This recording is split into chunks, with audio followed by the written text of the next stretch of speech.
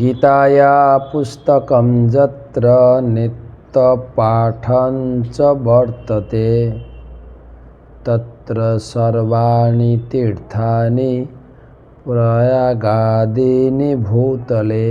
যেখানে গীতা পাঠ হয় সেখানে প্রয়াগ আদি সমস্ত তীর্থ অবস্থান করে।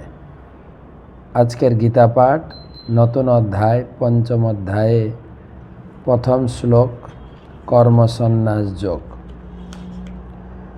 অর্জুন উবাচ সন্ন্যাস কর্মণঃ কৃষ্ণ পুনর্যোগম চ সংসসি যৎশ্রেয় এতয়োরেকম তন্মে ব্রূহি সুনিশ্চিতম।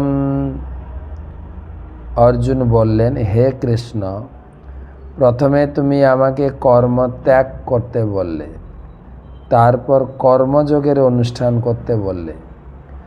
এই দুটির মধ্যে কোনটি অধিক কল্যাণকর তা সুনিশ্চিতভাবে আমাকে বলো। তো চতুর্থ অধ্যায়ে আমরা জ্ঞানের প্রাধান্য শুনেছি।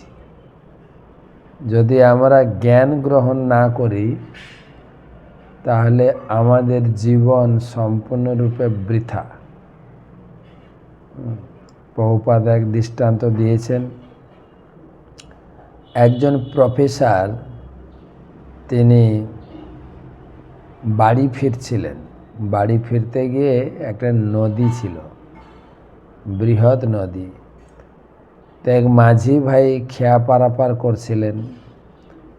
স্বাভাবিকভাবে সেই প্রফেসর মাঝির নৌকাতে উঠে পার হচ্ছেন এবং প্রফেসর তার পাণ্ডিত্য প্রদর্শন করছে।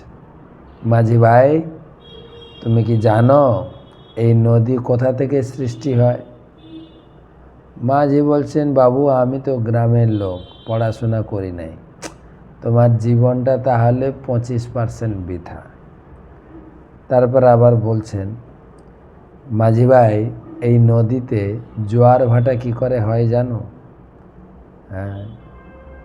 বলছে না তো। তার মানে তুমি এ কি বলে বিজ্ঞানটাও জানো না, মানে কি বলে ফিজিক্যাল সায়েন্সটাও জানো না। তার মানে তোমার জীবনটা 50% বৃথা। তারপরে জিজ্ঞাসা করছেন, মাঝি ভাই এই জল কি করে সৃষ্টি হয় জানো? জল 2 ভাগ হাইড্রোজেন 1 ভাগ অক্সিজেন। বলছে, বাবু আমি একটাই কথা আপনাকে বলছি, আমি গরিব লোক, গ্রামের লোক, আমি পড়াশোনা করিনি, এসব প্রশ্ন কেন জিজ্ঞাসা করছে? তার মানে তুমি কেমিস্ট্রিও জানো না, হ্যাঁ, জিওগ্রাফি জানো না, ফিজিক্যাল সায়েন্স জানো না, কেমিস্ট্রি জানো না, তোমার জীবন তো 75% বৃথা। তো হঠাৎ কালবৈশাখী ঝড় উঠেছে। তখন মাঝি ভাই জিজ্ঞাসা করছেন, স্যার আপনি সাঁতার জানেন তো? বলছেন না, আমি তো সাঁতার জানি না। তাহলে এখন তো নৌকা ডুববে, এই ঝড় বাতাসে নৌকা ডুববে। আপনি তো আমাকে বললেন তোমার 75% জীবন বৃথা, কিন্তু আপনি তো সাঁতার জানেন না, আপনার তো 100%ই জীবন বৃথা। অর্থাৎ এই সংসার দুঃখ থেকে সাঁতার দিতে, মুক্ত হতে আমাদেরকে গীতার ভাগবতের জ্ঞান থাকতেই হবে।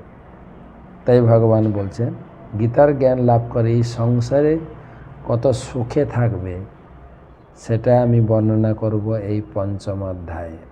সংসারে জ্ঞান লাভ করে কর্মে যুক্ত থাকো, কর্ম সন্ন্যাস যোগ।